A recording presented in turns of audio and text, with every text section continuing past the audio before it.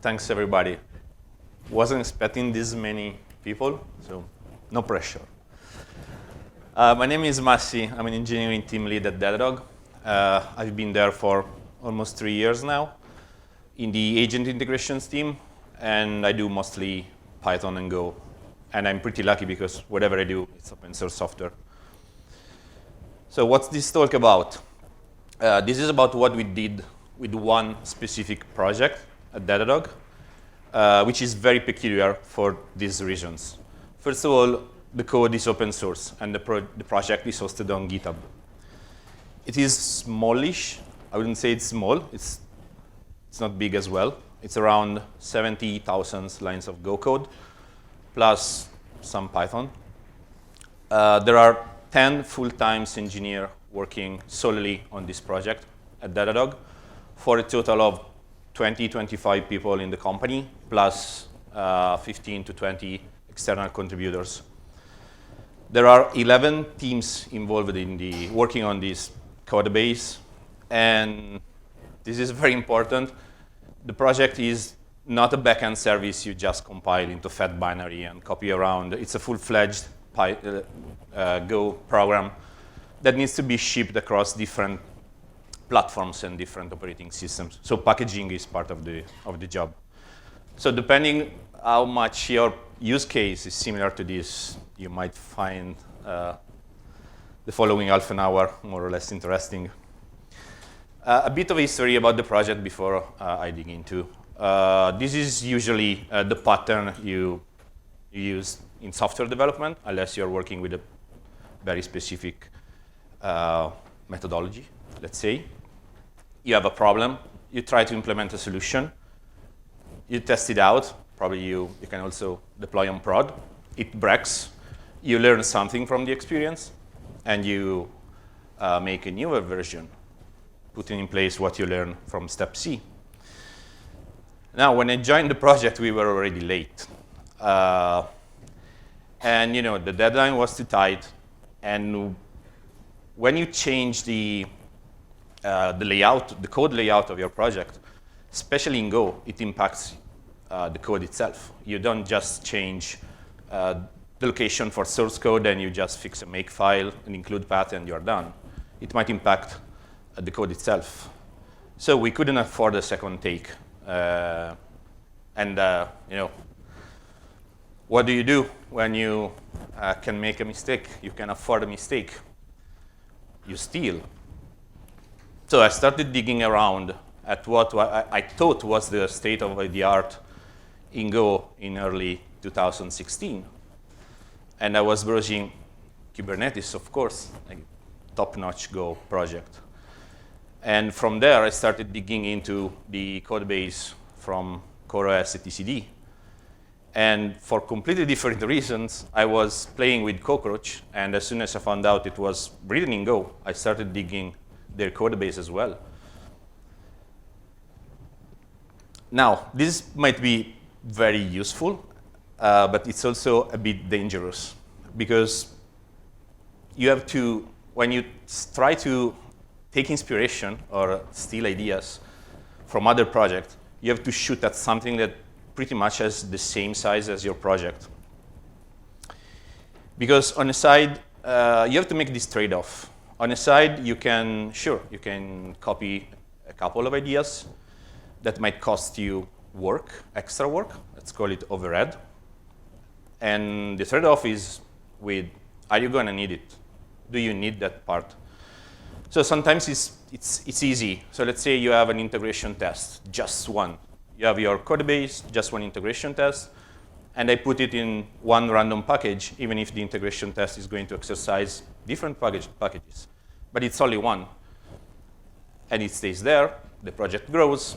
You add more and more and more, and you end up with integration tests scattered across the code base. At that point, refactoring the layout so that the integration tests make sense and are more maintainable may take a lot of work. On the other side, if you started in the beginning with putting all the integration tests in one folder, even if it's only one, it's not that much work. You can afford it, and it can pay back a lot later.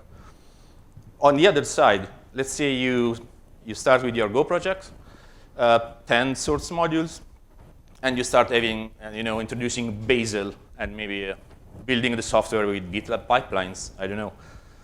Probably it's too much overhead. You're going to, spend a lot of time on something that you might never use. And also important, the more complex the layout, the more tooling you are going to need. So let's start from how do you lay out code? To me, since I work in open source, this is kind of the main point. Project must be easy to browse. And first of all, keep the root of the project clean. Because let's say you're a newcomer to the project, you clone the repo, you cd into the project folder, and you find dozens and dozens of folders. Some of them might be Go packages. Some of them might contain docs, Docker files. It's a mess. And it's also important in open source because on GitHub, on GitLab, the README is rendered right after the source tree. So if you have like 150 folders, people don't even see the README. Another important point is you shouldn't make your contributors think. You have documentation with your project that should go into /docs. You have tests. /test is where I expect tests to be. And it happened to me multiple times to have to actually use find and grep just to locate the Docker file. And this might seem obvious if you are a core contributor. Of course, you know where a Docker file is. But if I'm new to the project, if I just joined the team, or if I just clone the repo from GitHub, it might be a bit frustrating having to trying to gather around informations. And so it also happened to me the last use case, but I like to think that that's trolling, actually. Before we move deeper into the code layout, this is not actually a pattern or anything. It's more a piece of advice. But it's 2018, and it still happens to me to browse Go code bases completely flat, implementing just the main package, and using the file name, the source file names, to define responsibilities and behavior of the code. And this sucks because Go has packages, and you should use it. For all these reasons, of course, but also because the way packages work in Go, they reflect the source tree. So if you design a beautiful API using packages, this is going to reflect to the code base. When I browse the source tree, I can actually, even before reading the code, I can see the architecture of your software. When I started the project, and I basically started from scratch, I had this idea in mind of providing some sort of, let's call it a platform more than software. So I wanted to provide a set of general purpose and reusable tools. And so I was digging around, and this is something, for example, that Kubernetes does and other projects do. I basically partition the code base. On the side, you have what I call the framework. So a set of general purpose packages that are meant to be used as, let's say, Lego bricks, so you can compose them. And everything lives under the PKG folder at the root of the repo. On the other side, you have what I call the programs, so the actual software, the main files, the main entry points.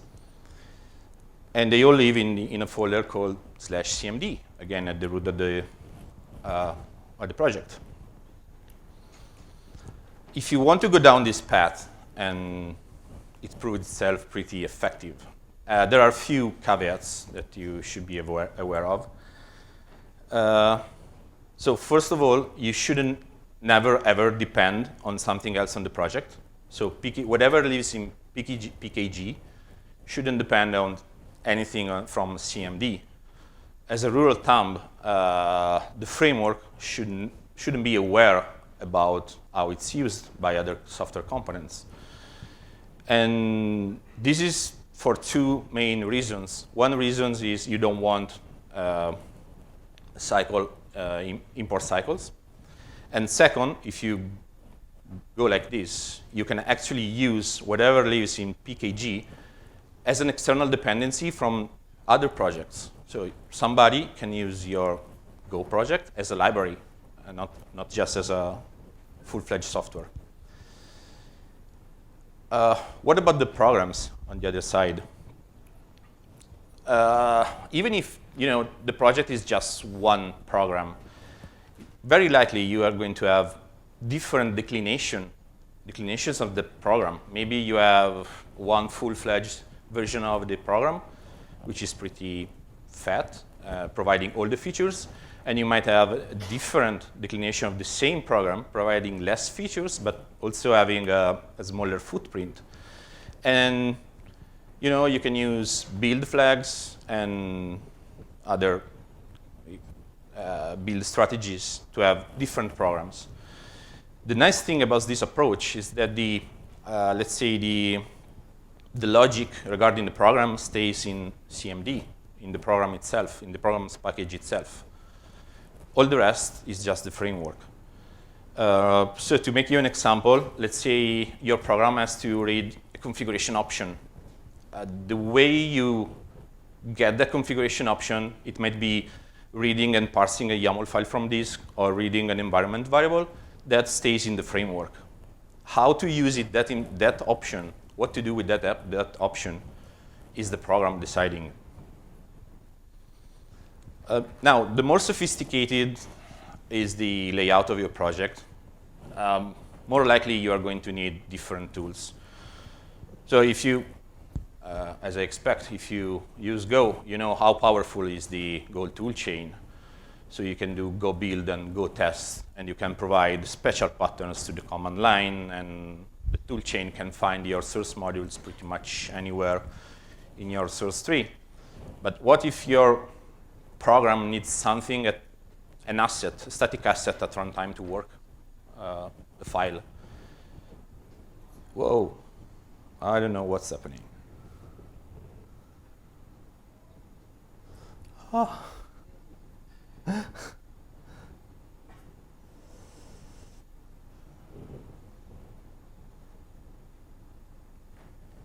Help.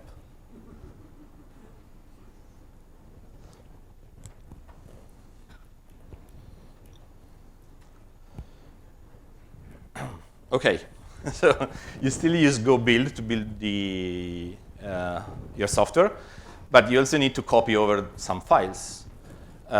So you're going to need tooling one day or another as the project grows. The goal of the tooling, since you are on board with this idea, the goal of the tooling should be to make obvious and robust what to do with your project.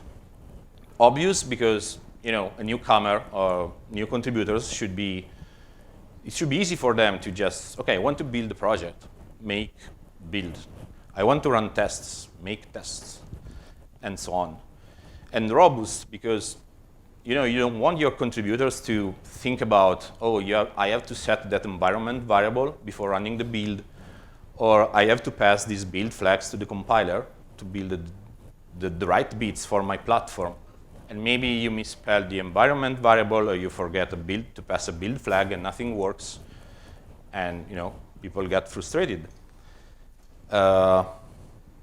This is what tooling for. But you also have to keep in mind constraints. You shouldn't go too hard with tooling. First of all, this is a piece of advice. Whatever you do with your tooling, make the CI use the same tooling. This is a good test to see if things are diverging too much, and if something breaks in the tooling, and probably you don't have a test suite for tools, you still have the CI failing. So this is pretty useful. Another piece of advice: tools should orchestrate things, shouldn't reinvent the wheel in any way. As a rule of thumb, what I ask to my collaborators is like, okay, let's do this tooling, but bypassing tooling should always be possible. Even if it's hard, of course, even if I have to pass in different environment variables, these different flags, I should be able to achieve the same goals without the tooling. And also keep the number of dependencies low. Because if, if you ask your contributors to download a few megabytes of software just to implement the tooling, that's a bit annoying. Now, if you ask me what is tooling, first thing coming to my mind is Make. Make just works on most platforms, in probably all the platforms. And it's pretty easy to use, again, make test, make deploy, make build. But you should ask yourself one question. Can anybody do Make? Because using Make is pretty easy, but writing Make files is not. So if in the team you are the only one Make expert, guess who's going to be the maintainer of the tooling? And another thing in my experience, Make is great, but it's not really a task runner. So the more you use it as a task runner, the more complicated it gets. So you might have like bash scripts around, and if you are coding for multiple platforms, you have to provide an alternative implementations for those bash scripts in like batch files or even worse, PowerShell scripts. So it might get complicated. What you can do? Well, there are Make alternatives, of course, especially for a Go project. You can use Task, which is implemented in Go, where you can use YAML to actually declare what your tasks should do. There is PyInvoke that we use in the project. And there is Rake, which is, to me, is the best Make alternative ever. One thing, whatever you choose, Make, Rake, PyInvoke, you should think about your contributors. So this is a true story, but this project is actually, it's a Go program having Python to implement a plugin system. And this is a true story for a reason that I won't disclose today. We were using Rake at first. So literally, when you look at the developer documentation, the first step to work on this project, a Go project using Python, was install Ruby. So now we use Invoke. Now, very quick few words about tests. So we can all agree that the way that Go uses to the Go test runner works. So you have unit tests in the same package with a special file naming. That works pretty good for unit tests. You can call maybe not unit, let's call them internal tests, in the sense that tests have to live in the same package as the code you are testing. So there are a number of things you can't really do with this approach. But we can agree that for testing the internal part of our API, unit tests are great, and unit tests should live in the same package. But what about if you want to test the way the API works from outside the package? There are different names to identify this kind of testing. We call it internally system tests. The point is the test has to be in a different package, so you have to move them in a different folder. Where do you put this folder? It might seem obvious having like a test folder at the root of the repo containing a system folder containing, guess what? System tests. Same for end-to-end testing or benchmarks. Grouping everything under tests make the code way more maintainable and easy to use, let's say.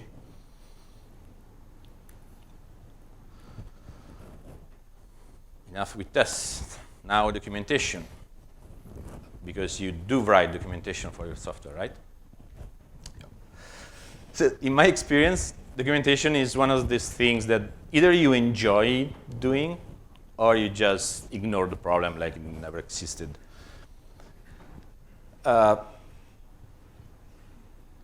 there is something you can do to mitigate the problem and to make everybody on board in writing docs. And in my experience, it was to put documentation files together with the code. So it's easier for me to ask somebody who's providing a patch through a pull request. Hey, can you please also fix the documentation? You are changing the command line interface. You should update the docs. And it's much easier if it's just another file in the same repo, as opposed to having to open another PR in a different repo that maybe they never ever cloned before. So everything together is way better. And also for reviewing the code, it's easy to spot that somebody changed the command line implementation but didn't update the docs. Pretty easy to spot. Another thing that is very, very important to me, I care a lot about this. If you have an open source project, especially if it's complex, most likely your the newcomers, your first-time contributors, will start from the docs. Will provide an easy PR containing maybe a fix for a typo because it's easy, it's safe. So it's pretty important to have. It has to be clear how docs work for your project and what the contributor should do to fix them. For example, sure, make it obvious, as we have seen before, like a docs folder at the root of the project is perfect. But also make the process easy. Even if, it's not that hard. You can use even external services. But it would be nice to have, I merge your master, I merge your PR, docs are built, your fix is visible on the documentation website. One last thing. This is very similar to documentation. But if your software needs packaging, again, keeping the packages in the same repo as the software makes things a lot easier for contributors, internal or external. And again, it should be obvious where things live.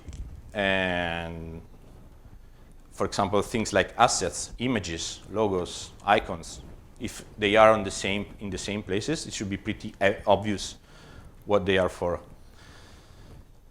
And for example, in this project, all the Docker files are maintained and designed by a specific team. They are Docker experts. They know how to write a Docker file. And they take care of the Docker files for the project. But it's also true that if you have to fix one stupid thing like a command line invocation, or you have to fix the name on environment variable, since the Docker files are there, you already have seen plenty of PRs regarding Docker files, you feel more confident in providing the patch. And it's the same. We use Chef Omnibus to provide, to automatically build in a declarative fashion packages for RPM, Debian, and Windows installer. Setting up Omnibus is pretty hard. It's a very hard process, and I know. But patching a working project, a working Omnibus project is pretty easy. If you have to bump a dependency, if you have to change a flag for a command line, it's pretty easy. And this is a true story. Now the Omnibus project is in the same repo, but for the previous version of the Datadog agent, if you wanted to change a package, you had to interact with 5 different repositories. One for the software itself, one for the Omnibus project, one for the dependencies, and another 2 for the Docker images. Well, that's it.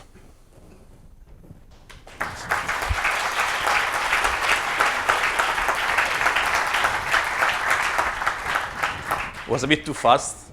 This is the first time I did this talk, so more time for questions. Question. Hi, thanks. Can you maybe open the repo and guide us through a little bit what you were talking about now? Yep. Because we have time, right? Yes.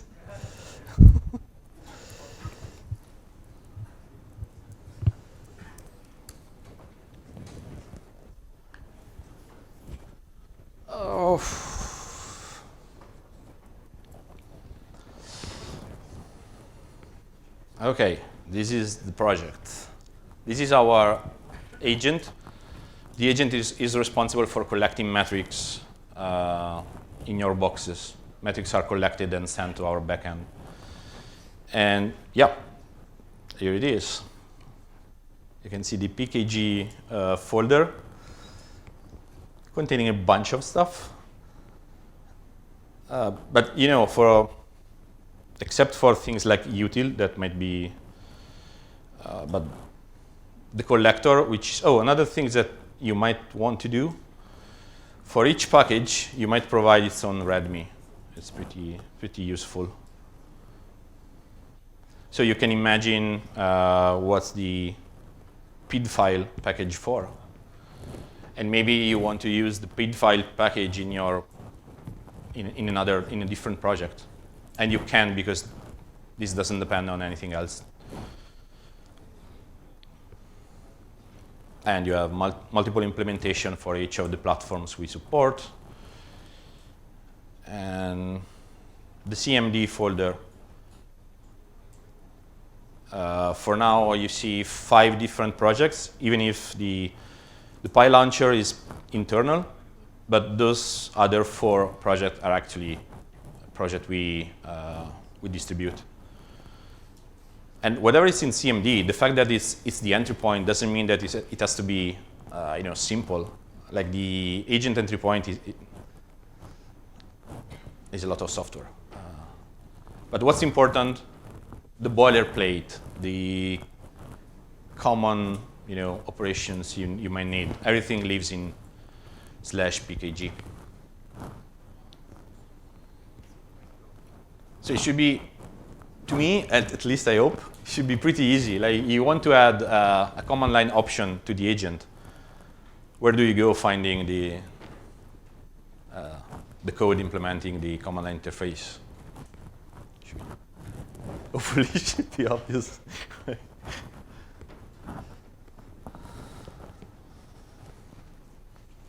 In terms of the layout and licensing, is there any particular reason why you keep your licenses inside the files? Does it make them more valid?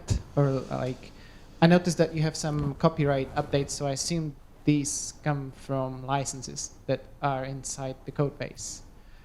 There was just a commit message that said updating to 2018.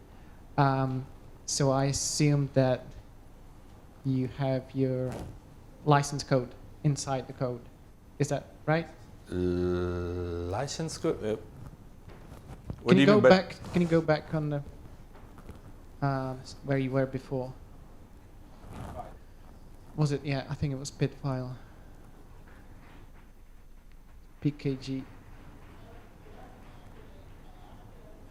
Yeah, there you go. So if you click on that commit message, switch copyright to 2018.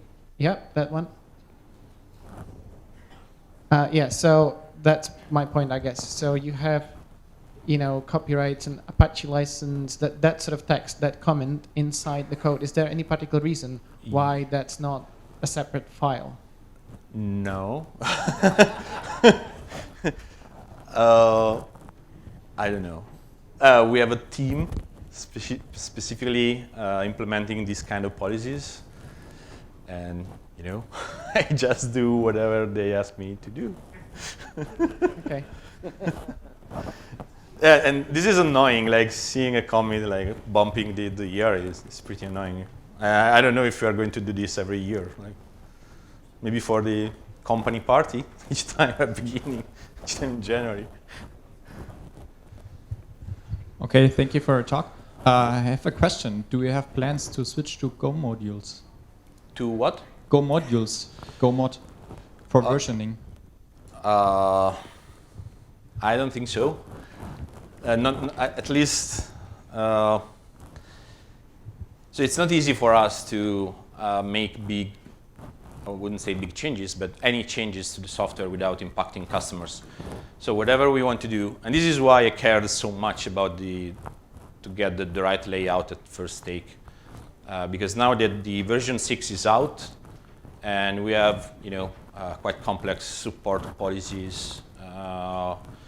So I don't know, these kind of changes, even just changing the the place where code lives or stuff like that. It's not easy. I see the tricky part. That's why I'm questioning. Thank you. Thank you. Hi, thanks for the talk. When you suggested you take the framework pack, the PKG, so other libraries can import, how do you prevent other libraries to import your internals? What do you mean by internals? I mean, something that is actually may change, and something someone else shouldn't rely on. Oh, okay. So, to be fair, we are the only users of this project as a library, let's say. So for us, it's pretty easy. We stay in touch. We know if you're going to change anything, and sometimes it's just temporary because we have plans to merge into this code base other softwares that for now they just follow their the development cycle. And using this as a library is an extremely good first step of the refactoring. You first use this, and then you merge the code base. So it's a good first step. I don't expect anybody to vendor this as a dependency, but it's something you can do in the company or. But Okay, yeah, thanks. thank you.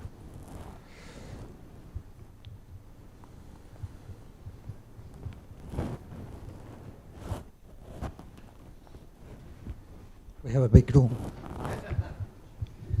I have two related questions. The first is, did you use this template for other projects?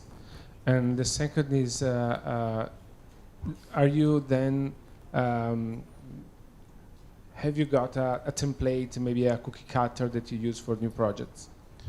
Not really. We do use cookie cutter, but for the Python side. We don't start Go projects that big all the time.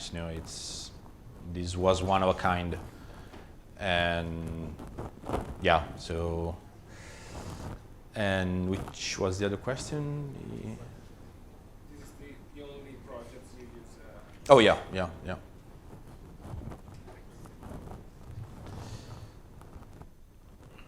Any question?